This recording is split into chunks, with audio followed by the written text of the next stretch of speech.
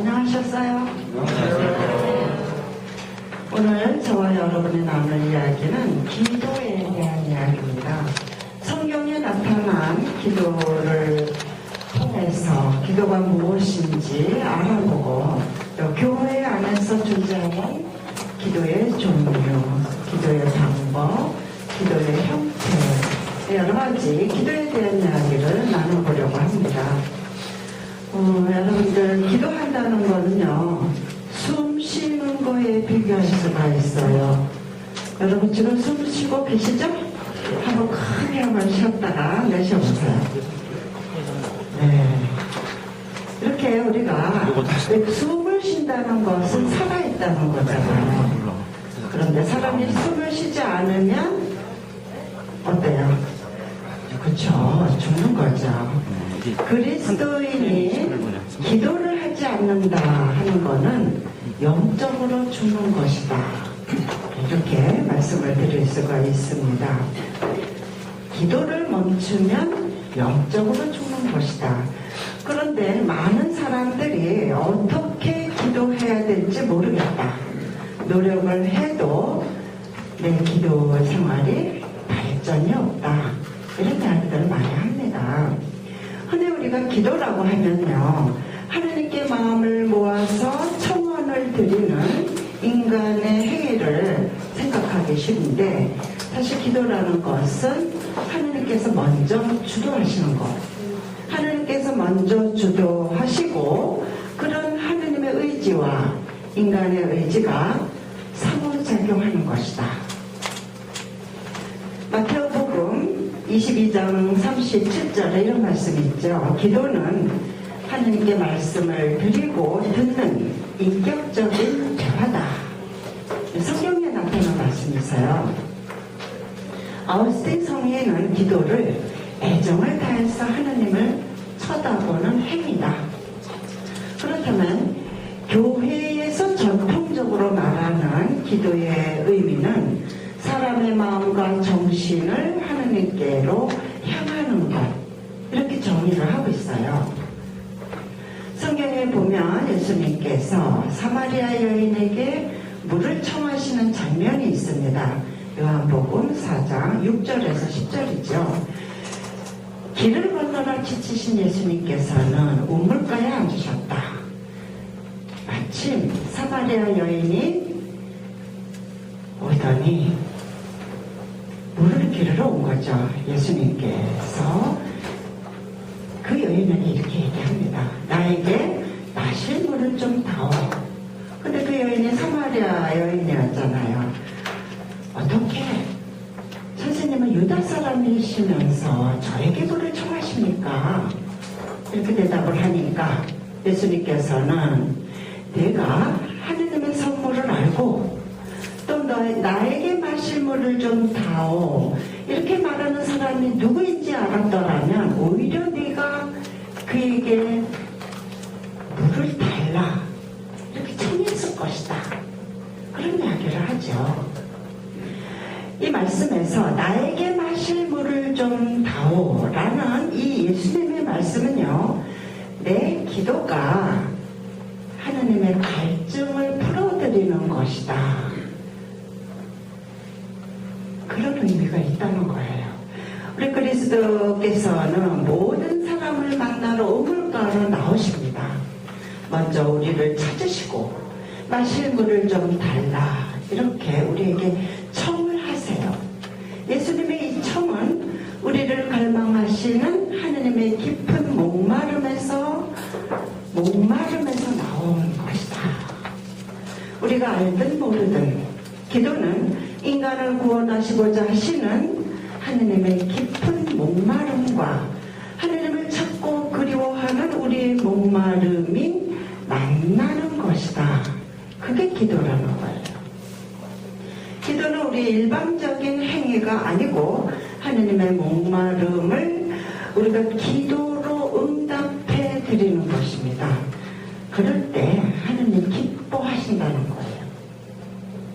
하나님의 모습이 느껴지지 않아도 물을 청하시는 하나님을 떠올리면서 내 의지를 집중해서 하느님을 사랑하는 그 행위에 머물러야 된다는 것이죠.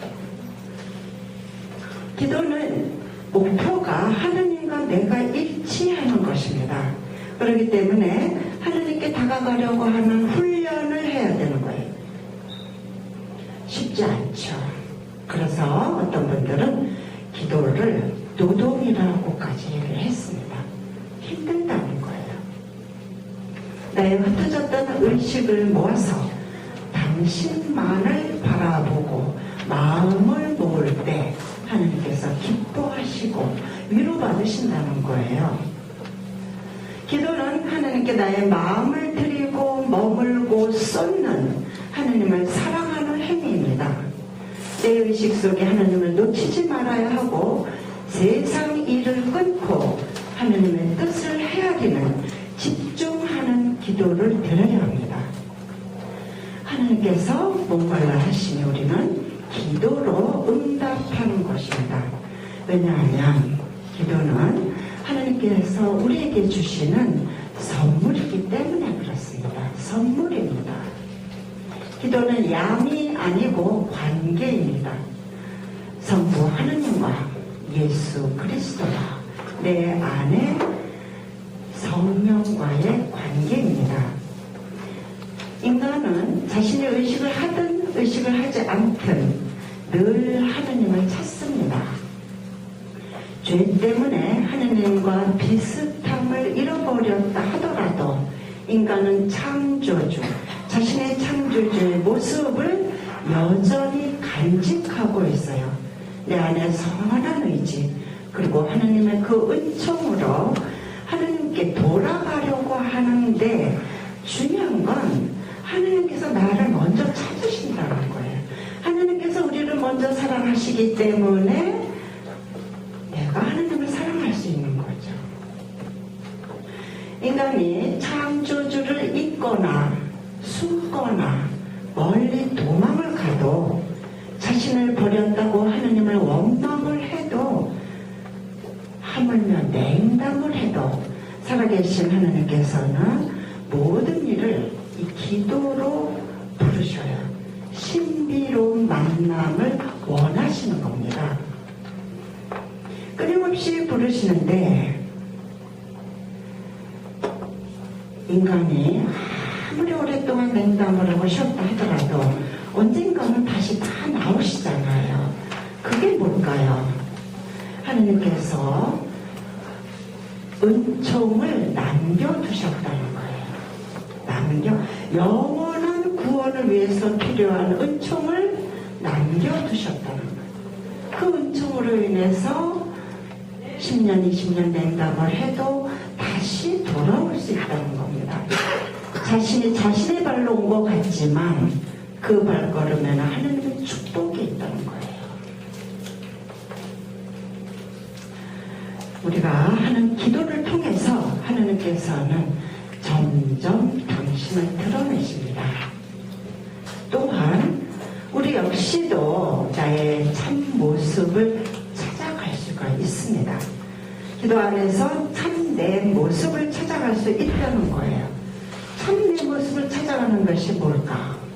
내 안에 심어주신, 창조하실 때 심어주신 아주 좋은 것, 아주 선한 것, 아주 아름다운 모습, 그것을 기도하면 할수록 내가 그것을 체험하게끔 일깨워주신다는 거예요.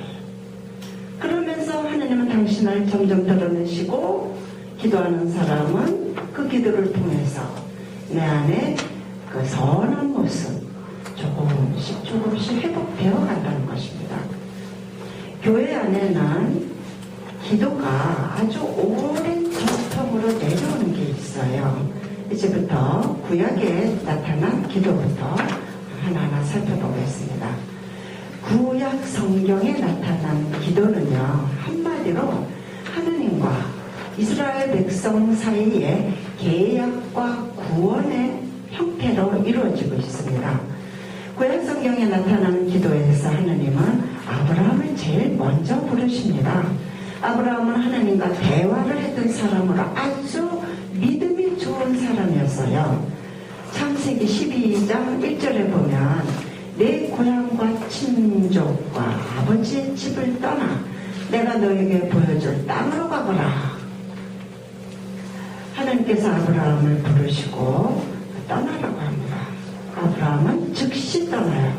얼마나 먼지, 어디로 가야 되는지, 얼만큼 험한지 묻지 않아요. 즉시 따릅니다.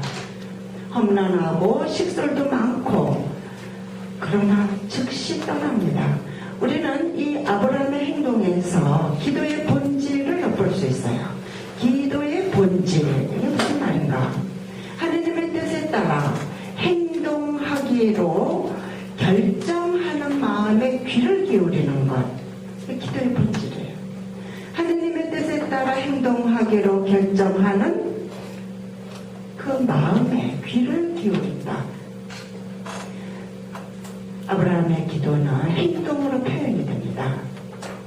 그런 아브라함에게 하나님께서 하나 더 요구를 하세요. 아브라함의 신앙을 시험하시는 거예요. 네 아들 이삭을 바쳐라. 그 아들이 어떤 아들인지 아시죠? 주지나 마시지. 바쳐라. 아브라함 바칩니다. 하나님께서는 번제물을 마련하실 것이다. 믿음이 있어요. 죽은 사람도 살리실 분이시다.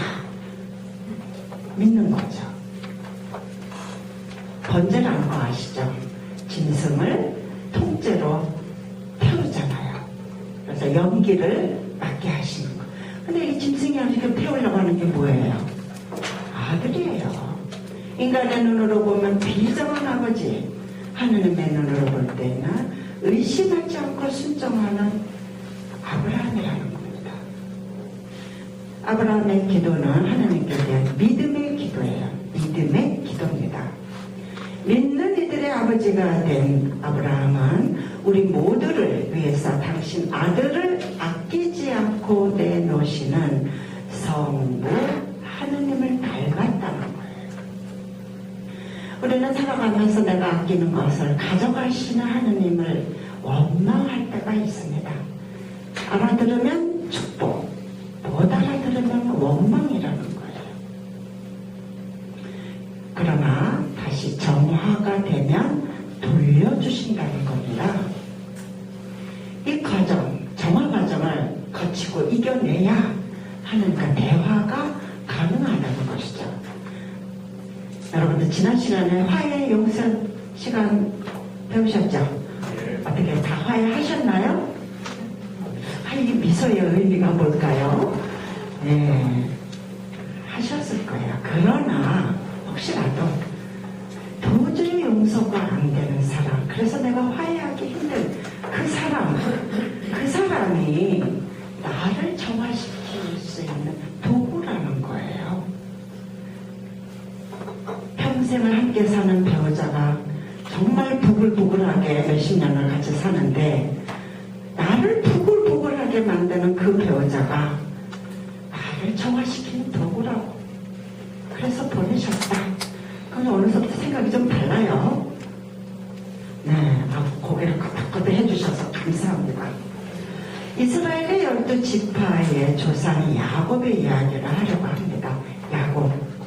야곱은요, 형 에사우에게 못할 짓을 했어요. 팥죽 한 그릇으로 장자권을 이렇게 뺐다시피 지은 죄가 많아서 야곱이 형을 만나러 가기 위해서 많은 준비를 합니다. 근데 가는 도중에 천사를 만나요. 축복을 받아내고 싶은 거예요. 그냥 끈질기게 씨름을 하다시피 해서 축복을 받아냅니다. 천사가 그러자, 얘 동이 터, 나 좀 놔줘. 끝까지 축복을 받아냅니다. 이 야곱의 기도에서 우리는 또 기도의 본질을 볼 수가 있어요. 받아낼 때까지 해라. 기도의 끈질김, 인내심, 역시 기도의 본질이에요. 기도의 단순함을 아브라함에게서, 기도의 끈질김을 야곱에게서 배웁니다. 하나님께서는 또 모세도 부르세요.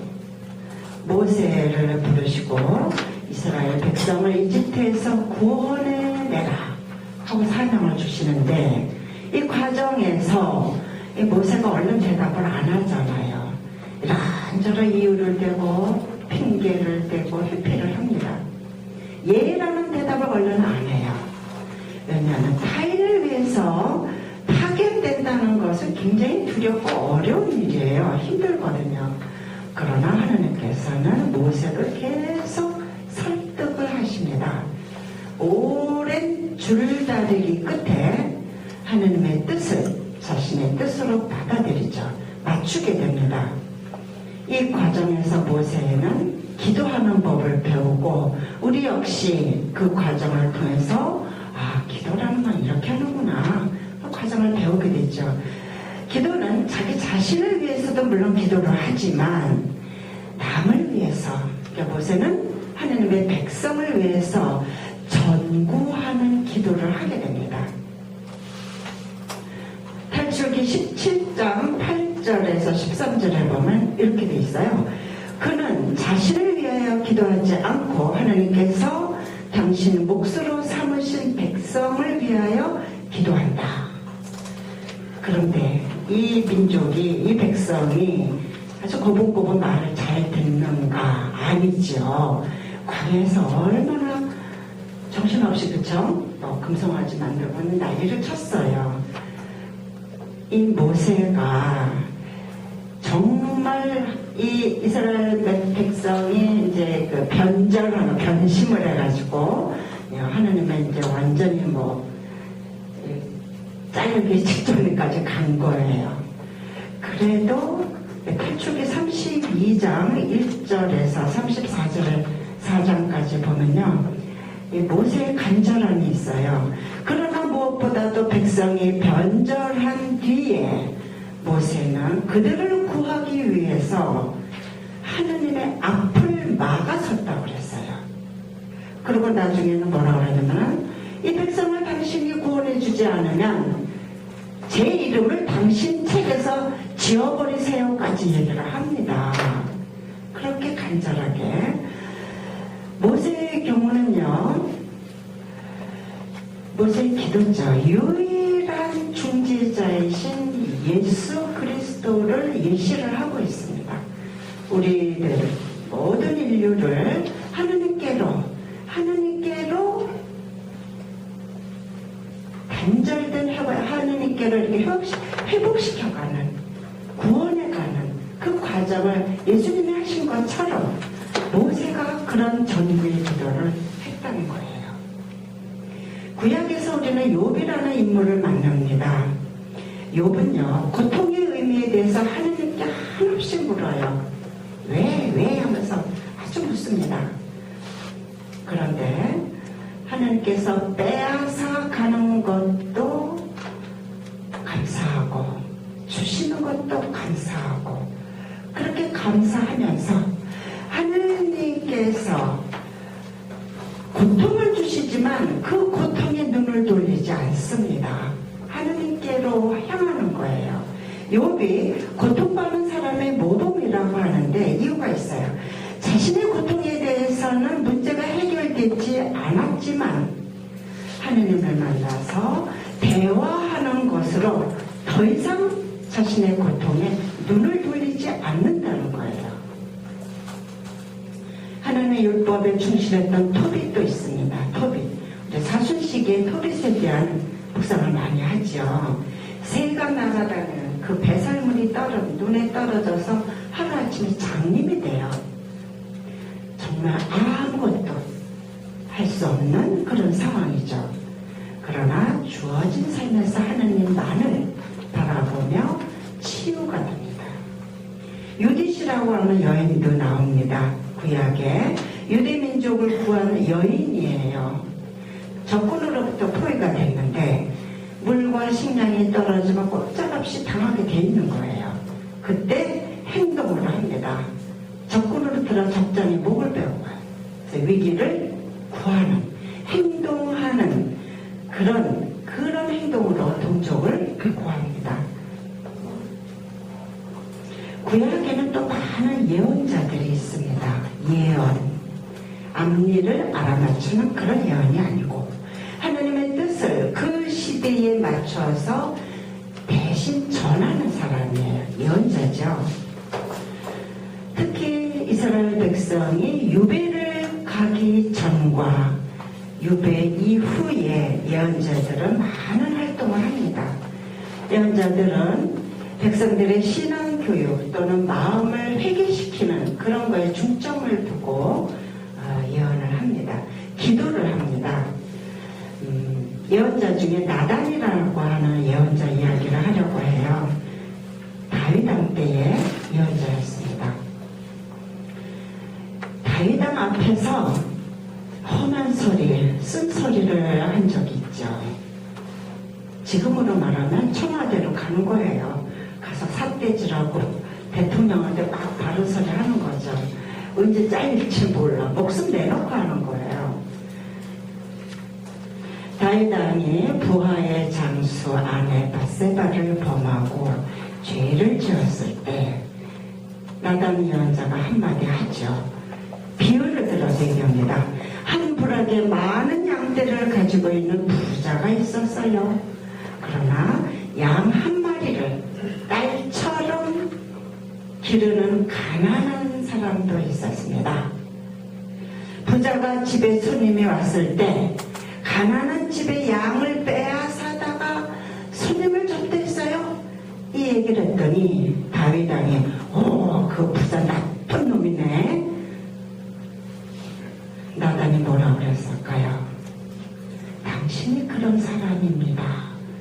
이렇게 비유를 들어서 얘기해요. 예언자는 죽음을 두려워하지 않고 왕에게 이렇게 직언을 합니다. 근데 다윗 왕이 훌륭하다는 거는 알아들었다는 거예요. 그리고 회개를 합니다. 회개. 자기가 죄를 지었다는 것을 알았어요.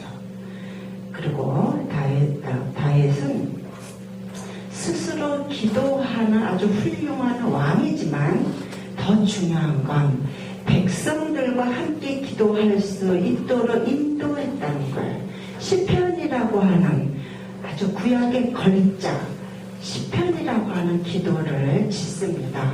성전을 건축하고 백성들에게 기도하는 법을 가르치고, 이 다윗의 기도는요, 공동체가 드리는 기도, 그러니까 공동체의 기도라고 할 수 있어요. 가톨릭 교리서 2579항에 보면 이런 이야기가 있어요. 다윗은 누구보다 하느님의 마음에 드는 훌륭한 임금이었으며 자기 백성을 위하여 또 그 백성의 이름으로 기도하는 목자였다. 하느님의 뜻을 따르는 그의 수명과 찬미와 참회는 백성에게 기도의 모범이 된다. 이 교회의 가르침인 거예요. 다윗의 시편은 이스라엘 민족이 바치는 기도이자 성가입니다. 시편 곳곳에는 하느님의 사랑을 그리워하고 이미 이루어진 당신의 약속을 기억하고 또 앞으로 오실 메시아를 희망하는 계층과 시대를 초월하는 모든 이가 드리기에 적합한 기도라는 거예요. 그야말로 구약 성경의 걸작입니다. 이 시편은요, 신약의 예수님께서도 굉장히 즐겨하면서 사용을 하셨습니다. 이스라엘의 정서가, 감정이 다 녹아있는 그런 기도라고 말할 수가 있습니다. 이렇게 구약의 아브라함, 야곱, 모세, 예언자, 이렇게 기도가 큰 맥을 이루면서 신약으로 넘어옵니다. 신약에 넘어오면 누구에게 이어지죠? 예수님에게 이어집니다. 볼 수도 없고 만질 수도 없던 그 초월적인 하느님께서 우리의 시간과 공간으로 오시는 거예요. 예수님을 통해서 당신의 모습을 보여주십니다. 신약 성경 안의 기도는 예수님의 삶과 가르침에 집중이 됩니다. 예수님은 누구보다도 하느님과 깊고 친밀한 관계를 맺으셨어요. 그리고 살아계시는 동안 지상에서 제자들과 먹고 마시고 함께 지내시면서 특히 성실한 기도 생활을 모범으로 보여주십니다. 복음서를 보면요, 이분이 아무리 낮에 많은 사람을 만나고 아무리 힘들고 아무리 피곤하셔도 당신 스스로 시간과 공간을 내서 기도하셨다는 거예요. 기도는 아무 때나 할 수 있지만, 아무 곳에서는 할 수 있지만, 오로지 하느님과 나만이 만날 수 있는 지성소죠. 지성소에서 기도하라, 이런 가르침을 주십니다. 예수님께서는 당신의 사명을, 중요한 사명을 이행하시는 결정적인 순간을 앞두고 항상 기도하셨어요. 세례를 받으실 때도, 또 거룩하게 변모를 하시기 전에도, 순환 전에도, 12제자를 부르시기 전에도 예수님은 산으로 올라가셔서 밤을 새우고 기도하시고, 그 다음날 날이 새자 제자들을 부르시고 그 가운데 12명을 뽑았다, 이런 성경의 말씀이 있습니다. 예수님께서는 한적한 곳으로 물러가셔서 새벽 아직 캄캄할 때 일어나 외딴 곳으로 나가시어 그들과 작별하신 뒤에도 기도하시러 산으로 가셨다. 기도의 의지만 있으면 밤이든 낮이든 혼자든 외딴 곳이든 기도할 수 있다, 이것을 보여주시는 거예요. 뿐만 아니고 기도에 대한 여러 가지 가르침도 주십니다. 골방에 들어가 숨은 일도 보시는 아버지께 기도하라. 무엇이 필요한지 나보다 더 잘 알고 계시니 많은 말을 되풀이하지 말아라. 마음에서 우러나오는 진실된 말로 기도하라. 먼저 하느님의 나라와 의로움을 먼저 찾고, 그러면 나머지는 다 곁들여 주신다. 이런 것들이 다 가르침이세요. 또 있죠. 너희가 기도하고 구하는 것 무엇이든지 그것이 이미 받았다고 믿기만 하면 그대로 될 것이다. 구하기 전에 이미 받았다고 믿고 기도하라는 거예요. 기도는 내가 하는 게 아니고 내 안에 성령께서 하시는, 기도의 발원지는 성령이십니다. 로마서 8장 26절에 보면 그런 말씀이 있어요. 성령께서는 나약한 우리를 도와주십니다. 우리는 올바른 방식으로 기도할 줄 모르지만 성령께서는 몸소 말로 다 할 수 없이 탄식하시며 우리를 대신해서 기도해 주십니다. 성경의 말씀이십니다. 기도는 내가 하는 것이 아니다. 어떻게 기도해